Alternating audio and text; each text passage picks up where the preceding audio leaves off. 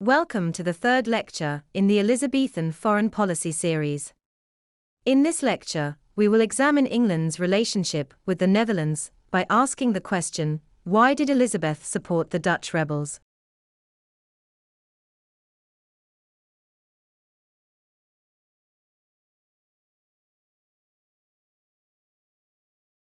This lecture will be split into 4 parts. We will start by examining the contextual background to the Netherlands and why it was such a strategically important country in Northern Europe. We will then examine the way in which Elizabeth provided support to the Dutch rebels in the 1570s. Then we will study how this support increased in the 1580s, especially following the Treaty of Nonsuch in 1585. Finally, we will consider the continued support for the Netherlands at the end of Elizabeth's reign, by focusing on the campaign led by Francis de Vere. Let's begin with a map of the Netherlands. In the 16th century, this included Flanders, which is now Belgium. Since the country sits barely above sea level, and has a series of natural waterways, it is sometimes referred to as the Low Countries. The nation was divided into 17 provinces, which each had their own governance and leader, but traditionally it had been united under a duke. At the start of the 16th century, the Netherlands was part of the Duchy of Burgundy, with Philip of Burgundy as the duke. He was the first significant member of the Habsburg dynasty. He married Joanna of Castile, and their son Charles would become Charles V of the Holy Roman Empire and Charles I of Spain.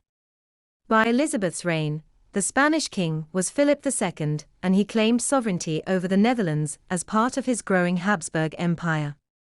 However, the northern provinces, shown in yellow on the bottom map, had undergone their own Protestant Reformation and followed the theology of John Calvin. Therefore, throughout Elizabeth's reign they resisted Spanish occupation. The southern provinces, known as the Spanish Netherlands and marked in green, remained largely Catholic. England had long-standing historical ties with the Netherlands due to the cloth trade. England produced high-quality wool, which was then used to produce cloth, and merchants out of southeast ports would then trade with Dutch merchants. The port city of Antwerp was central to the Dutch cloth trade. Throughout the Tudor age, the cloth trade had developed and become an incredibly profitable and integral part of the English economy, especially in urban areas. This meant that Elizabeth wanted the Netherlands to act as both Protestant allies and her principal trading partner in Europe. Elizabeth's involvement in the Netherlands forms a large part of the proxy war between England and Spain, which took place between 1570 and 1587. The other part of the proxy war involved privateers, who harassed Spanish ships while undergoing New World exploration, which is something we will study in a future lecture. A proxy war is when the two nations fight each other indirectly, through funding a campaign on foreign soil, usually for ideological reasons. In this case, the proxy war was fought down religious lines, with Elizabeth seen as the angel of Protestantism against the mighty power of Catholic Spain. Let's now examine key events of the 1570s. Firstly, we need to understand the actions of the Sea Beggars. These were Dutch Protestants of noble birth, who from 1566 onwards opposed Spanish occupation of the Netherlands and therefore fought to create an independent Dutch republic. They were led by William of Orange, a staunch Calvinist. They were called the Sea Beggars because their first actions were to harass the Spanish at sea, in similar ways to English privateers like Hawkins and Drake. By the late 1560s, they had found safe harbor in southern English ports. However, by 1572, the Sea Beggars were becoming a nuisance due to disagreements with English merchants. Therefore, Elizabeth made the rash decision to expel the Sea Beggars from the English ports. Since they no longer had a safe place to harbor, they journeyed back to the Netherlands, and that is when the conflict truly began in the Netherlands. They captured the northern Dutch port of Brielle, and began open conflict with the Spanish in order to gain territory in the northern provinces. At this point, Elizabeth was placed under by her Privy Council to support the Dutch rebels, but she refused, beginning what would become a 15-year-long standoff between Elizabeth and her council over the matter. She did, however, offer covert financial support to the rebels, which helped to pay for mercenary soldiers. For a short time, this seemed to work well, and the Dutch were able to hold their position against the Spanish.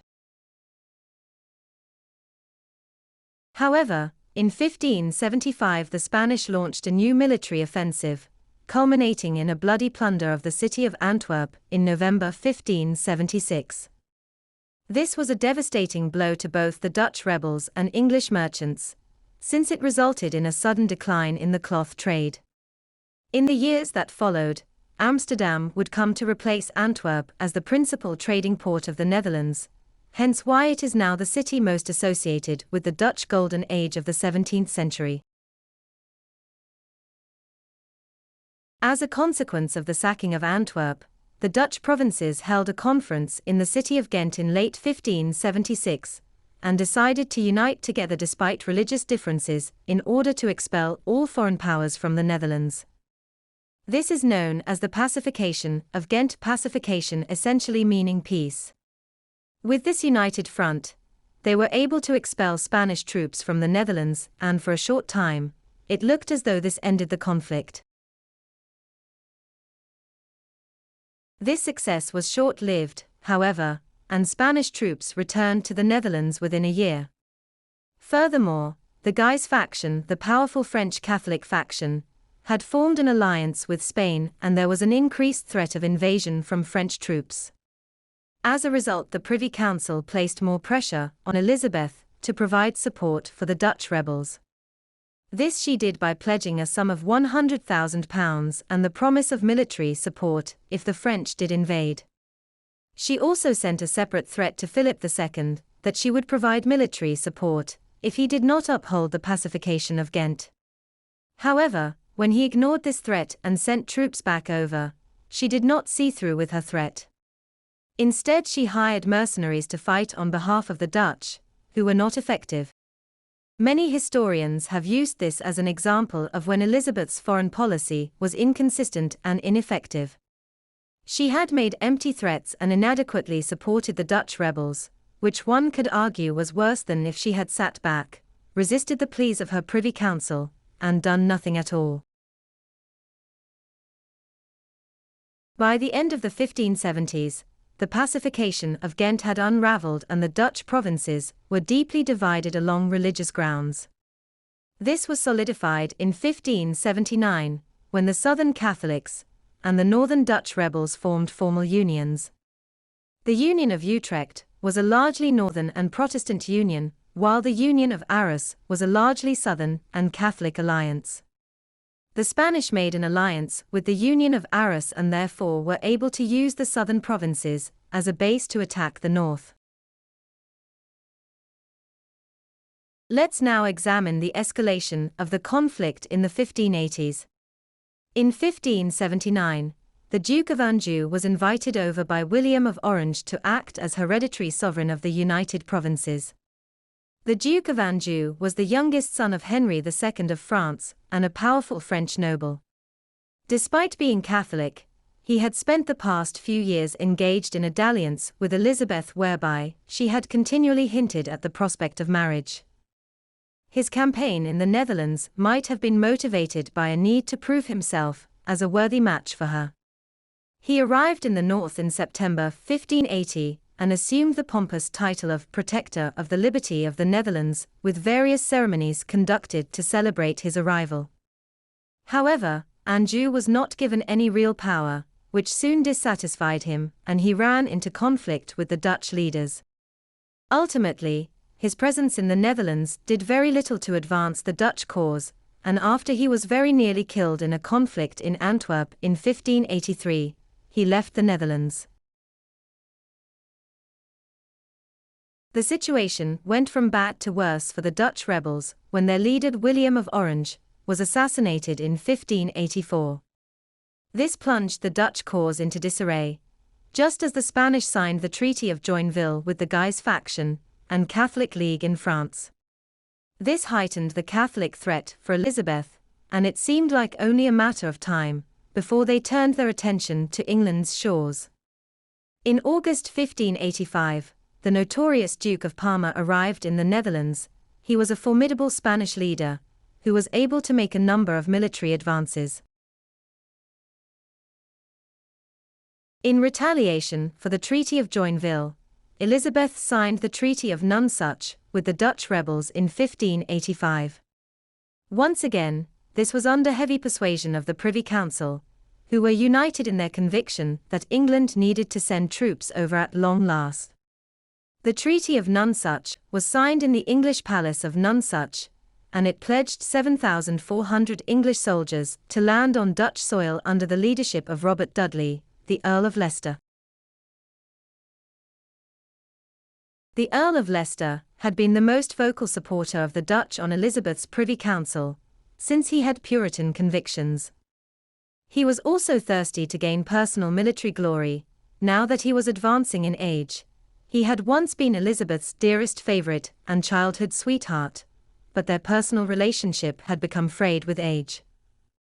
He was also therefore motivated to prove his continued worth to her.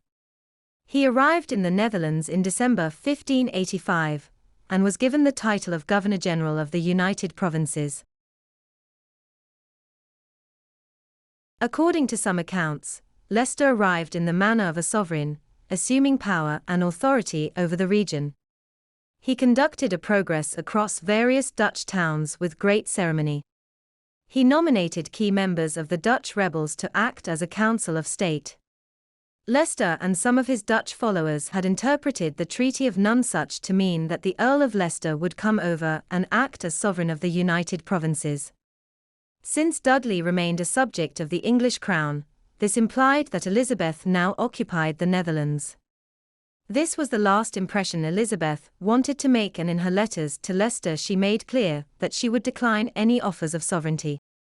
However, both the Privy Council in England and Leicester and his supporters in the Netherlands hoped that Elizabeth would relent and accept the United Provinces as part of England's overseas territories. Instead, Elizabeth insisted that the Dutch take advice from Leicester and the other English generals, but nothing more. Not only did Leicester face these political struggles, his military campaign was little more than a humiliating disaster. Compared to the Spanish, Leicester's army was small and underfinanced, and there was little unity between the ranks of Dutch and English soldiers. There were frequent quarrels between Leicester and his officers, and Leicester made enemies of many Dutch merchants when he introduced a trade embargo with the Spanish. Elizabeth made her displeasure clear when she complained that the campaign was costing too much and taking too long. She then withheld a much-needed payment, which only worsened the situation. Following a defeat in September 1586, Leicester returned to England. Within days of his return, the English who remained in the Netherlands began peace talks with the Duke of Parma, who in the following months was able to make significant military advances in the north. This would have serious implications for the upcoming Spanish Armada, since the Duke of Parma now occupied Gravelines on the northern tip of the Netherlands. Now less than 50 miles of water separated the Duke of Parma's army from English shores. The Spanish Armada arrived in 1588, and there was a significant battle at Gravelines. However, the English victory over the Spanish turned the tide of the proxy war. The Armada cost the Spanish dearly, and by this point Philip was stretching his resources thin. As a result, England's next campaign in the Netherlands proved far more successful.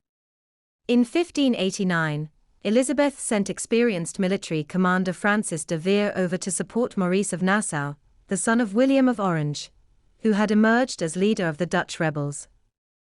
Then, in a stroke of luck, the Duke of Parma was sent over to France to support the Catholic League with an uprising in Paris. This meant Maurice and de Vere could capture key Dutch towns. Between 1599 and 1601, Francis de Vere and Maurice of Nassau saw a series of military victories against the new commander of the Spanish troops, Francisco Mendoza. This includes making advances into the southern provinces of the Netherlands, something which had never been attempted under Leicester or the Duke of Anjou. In 1601, de Vere saw a clear victory when he defended the Flanders town of Ostend from an attack by the Spanish. The defense was so successful that approximately 1/4 of the Spanish army was either wounded or killed. As a result of these important victories, Vere gained a reputation as being the best English military commander of his day. He opened a training camp in the Netherlands, and this became the place where aspiring English soldiers went to train. By the time Elizabeth died in 1603, the Dutch had regained the northern provinces and were able to strongly hold their position against Spanish occupation. This happened in the nick of time, as one of James' first actions as king was to make peace with the Spanish, and as part of this peace deal, he had to withdraw English troops from the Netherlands.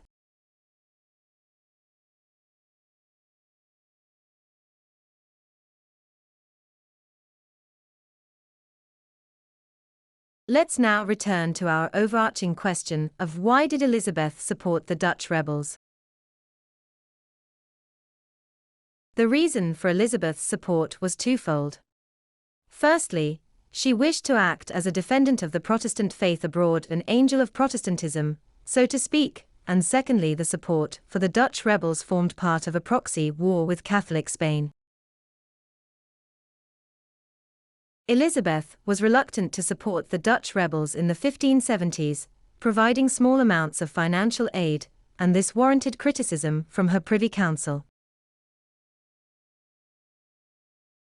However, when Spain formed an alliance with the French Catholic League, Elizabeth made a larger commitment, which accumulated in the 1585 Treaty of Nonsuch, whereby she committed English troops on the ground. This was an unmitigated and expensive disaster, partly due to the poor leadership of the Earl of Leicester. The tide turned in favor of the English and the Dutch following the Spanish Armada. Elizabeth sent fresh troops under Francis de Vere, and they were able to gain a number of victories, which meant the northern provinces of the Netherlands were under Dutch Protestant control by the start of James I's reign.